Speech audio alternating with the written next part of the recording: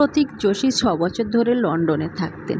তিনি একজন software engineer. বহুদিন ধরে স্বপ্ন দেখতেন স্ত্রী আর ৩টি ছোট্ট সন্তানকে নিয়ে লন্ডনে সুন্দর জীবন গড়বেন।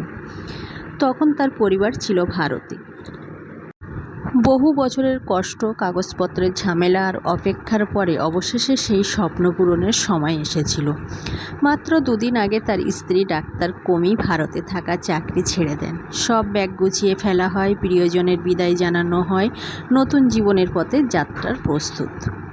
আনন্দ আর আশা নিয়ে প্রতীক ও তার স্ত্রী ৩ সন্তান এয়ার ইন্ডিয়া ফ্লাইট ১৭১ ওঠেন লন্ডনের উদ্দেশ্যে। তারা একটা সেলফি তুলে আত্মীয়দের পাঠায়। নতুন জীবনের শুরু, কিন্তু তারা আর পৌঁছাতে পারেনি। মাঝ আকাশে বিমানটি দুর্ঘটনায় পড়ে ৫ জনের কেউই আর বেঁচে ফেরেনি। না, তাদের আর লন্ডনে যাওয়া হলো না। স্বপ্নের বাড়ি ফাঁকা হয়ে পড়ে রইল। উপরের ছবিটা তারা বিমানে উঠে আত্মীয়দের পাঠিয়েছিলেন। কে জানতো এটাই তাদের শেষ ছবি হবে? কেউই বলতে পারে না কখন কি হতে চলেছে। তাই মানুষ হিসাবে আমাদের একটু সহানুভূতিশীল হলে কি খুব ক্ষতি হয়ে যাবে?